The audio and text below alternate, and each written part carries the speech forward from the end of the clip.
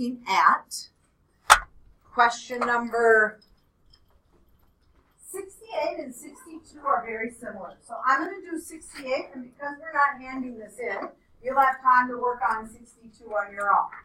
68 and 62 are the same type of problems, and on your test on Tuesday, you will be asked to write an inequality, okay? An absolute value inequality is what the test says. You'll say, write an absolute value inequality inequality. Meaning, I need to see an absolute value. And in this case, in 68, we are talking about the number of votes that we're getting. And so we might use V, but I don't care if you use X or whatever variable you chose to use, right? In the one that was in the homework yesterday, they used W because they were talking about an ideal weight, right? So whatever variable you choose to use. So we have V, and now it says, okay, what was that according to the poll, 40% of voters are likely to vote for the incumbent. The poll has a margin of error of plus or minus 3%. Write and solve an absolute value, in this case, equation. Ours is going to be an inequality. That will find the least and greatest percent. So, if we are looking at this, the key thing you want to do is look at subtracting the ideal. Okay, hang on just a minute. What was our ideal that we thought of people that were going to be voting? 40% or the plus minus 3%? What do we think of this? 40%. 40%. So the ideal is what goes inside here, okay? And this is, when we were talking about this yesterday, less or equal to our 3%. Nick, are you paying attention to me? Yep. Okay, just checking. So incumbent is a person who's already in office. So like if we were voting again for the Governor Burgum, if he decides to run again, he would be the incumbent because he is already in office. All right, so we talked yesterday that could we actually solve this problem without doing the splitting it apart, doing the opposite? Yes.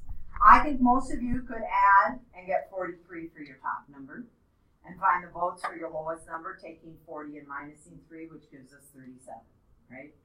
Whereas when I am solving problems like I would say especially 38 through kind of 45, these you definitely have to show that split with the opposite, right? And the positive and the same, okay? So this was question 68. 62 is very similar. You are writing an absolute value, you're using the ideal, and this is how it varies when we think about that, or how it changes, okay? So it's minus the ideal, less or equal to how it varies, okay? When I look at 75, same type of question. Did these all go okay for you guys, 71 to 74? Yeah. 72, someone want to tell me what their answer for 72 is? Please take your paper out. What did you have, Landon? X is less than or equal to 7. Less or equal to 7, right? Could you have written it this way? X minus 0 is less or equal to 7. Yep, because this 0 is telling us. If I was looking at 74, then I should have X is what? Minus or plus? Minus, and it should be negative 1, which is at least, which means if it's at least, should this one be less or equal? If it says at most 7 and at least 2, are we getting our inequalities right? So when we are looking at these, it's really important that you're understanding what the difference of those ones are. And so when we look at page 2, as we are looking at that one, we should have that when we look at 72 should be not, if we look at 70, should be not less or equal to that one, it should be less or equal 7, and this one down here we should have what? Greater than or equal to 2, okay? I would not want this as an answer. I would want you to rewrite that as X plus 1 is greater or equal to 2. Now, people in their homework tonight on the worksheet that you're going to be working on, They were struggling with that, and the key thing that I told them is look back at yesterday's notes and this page right here. What does absolute value mean? So if you struggled with 71 to 74, those problems, look at this page. This is where I'm going to refer you back to. Because I think if you look through it as you're working with your shoulder partners on this today and you're doing the work, it'll make a lot more sense. So, if you would please turn to your workbook. We are going to take a really short quiz in just a minute. The quiz is from the page 204 that you just turned in to me. And if you haven't done that, you still should be able to take this quiz because I kind of want to see, do you know how to do this work with inequalities? When you finish the quiz, this was the 15 to 18 that I was talking about. You are going to do all of this page. So if you turn to 12b, you're going to do all of this page. Okay? Then, the first page, you are not going to do all of the first page. You are going to end up doing the odds 1 to 13 odd.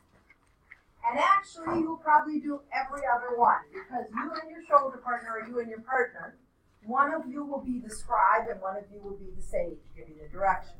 Okay? So, you're going to be able to, as you're doing the problem. So, if I was doing number 4, I would write down scribe by mine. And if I was in number 6 giving the directions, I would write sage and put your name. Okay? So, whoever, if you're working with someone, okay, and they're giving me the directions, I might put that I'm the scribe and who gave me the directions. Okay? Who's telling me what to do? Do you have to write down if you are the sage? No. But what I am looking for is that you say to your partner, hey, you know, when you start these, if you're starting, so if Kale and Jaden seem to be working together, for example.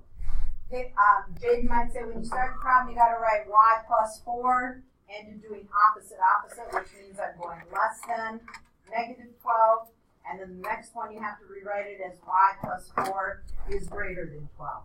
Okay? And then Jaden's going to explain to you, or who's ever doing the, is going to explain how to do it.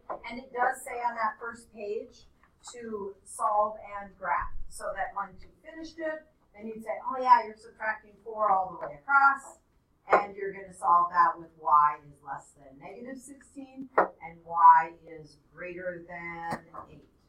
And if I was looking at this one, should this be an and or an or? What do we know? And or or? Or. So today when you take your homework quiz, remember when they go away, you're talking about an or. And if you think about this one, you should have negative 16, right? And 8. And it makes sense that they were going away from each other. They were open circles on both of those, not including 8, not including negative 16. So when you look at 1, 3, up through 13, you do not have to have each one on your paper, right? You are only going to do the one that you're the scribe for, and then the other person is going to do it when they are the scribe, okay? So you're going to take turns alternating. It is key that you do this with someone. So I had someone in the first class go, oh, I'm just going to do the whole thing on myself. No, the point of this is I want you to help each other figure out where your mistakes are. And you're going to help each other, and you're going to correct, and you're going to get it right. Because when we take the test next week on Tuesday, you want to make sure you're understanding this and you don't make those silly little mistakes. And then after you do question 1 or 3, whichever one you're doing, you're going to check the answers in the back and go, oh yeah, we should have done this instead. And you want to help each other. You want to work through this, okay? By doing it totally on your own and never checking, sometimes that just doesn't lend well mathematically. And I'm sure you can attest to this in your college math classes. You always want to work with a partner, don't you? Those upper level hard math classes, as much as you can discuss it with someone, talk about it, it makes your life easier, okay? So you're going to be working on this when you finish the homework.